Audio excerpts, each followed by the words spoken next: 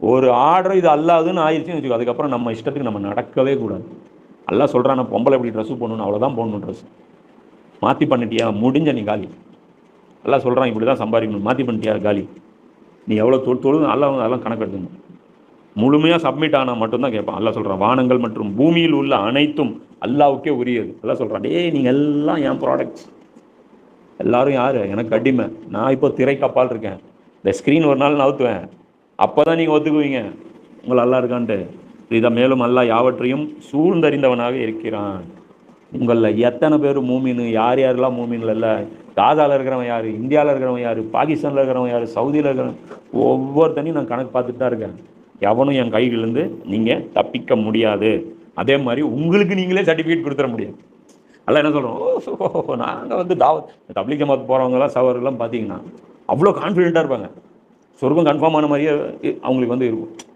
தீனுடைய பணி, தாவத்துடைய பணி, முழுமையான ஈமானுடைய பணி. அவங்க ஆரம்பித்த தப்லீக் ஜமாத் எதற்காக ஆரம்பிக்கப்பட்டதோ அந்த இலக்கு என்னங்கிறதே இவங்களுக்கு தெரியாமல் போச்சு. இன்னைக்கு வந்து ஜமாத் இஸ்லாமி எதற்காக ஆரம்பிக்கப்பட்டதோ அந்த நோக்கம் மாற்றி வந்து இன்னைக்கு ஜமாத் இஸ்லாமி போயிட்டு இருக்கு. புரியுதா? இன்னைக்கு வந்து எல்லாருமே என்ன பண்ணுறாங்க, அப்படி போயிட்டு இருக்காங்க. ஆளாளுக்கு அவங்க சந்தோஷம் வேறப்பட்டுக்கிறாங்க. சரியான செயல் திட்டத்தை வகுத்துருக்கோம். என்ன காங்கிரஸ் ஜெயிச்சு வச்சா அவன் அல்லாஹ் வந்து மதிப்பானா? என்ன என்ன நம்மளை துனியாவில் நம்மளை வந்து அப்படியே விட்டுறணும்.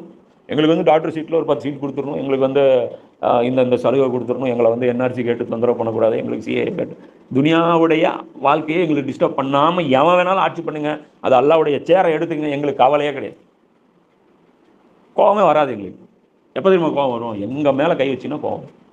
எங்களுக்கு எப்போ ஒரு ரசூல்லா தான் சொல்கிறாங்களே, ஒரு ஊரை வந்து அழிக்கிறதுக்கு ஜிப்ரீல் இஸ்லாம் எல்லாம் அனுப்பும்போது அவர் ஜிப்ரீல் இஸ்லாம் கேட்பாருங்க, அவ்வளோ பெரிய நல்லவன் ஒருத்தன் உட்காந்துட்டு இருக்காங்களா, எப்படி அவனை என்ன பண்ணுறது? ரசூல்லா அல்லா சொல்லுவான், முதல்ல அவனை அழித்து அவன் மேலேயே ஊரை போடுது.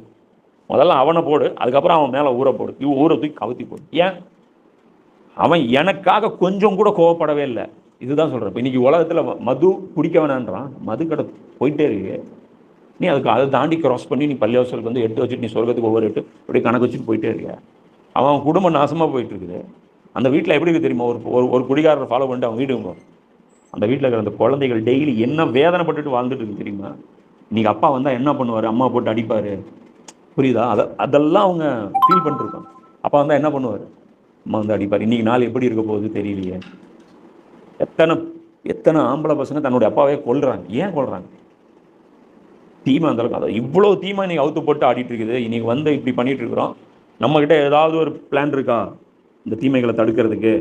நம்ம தலைவர்கள் என்னைக்காவது இந்த தீமைகளை பற்றி பள்ளிவாசல்களில் பேசியிருக்காங்களா? இதை எப்படி சரி பண்ணணும்? நம்ம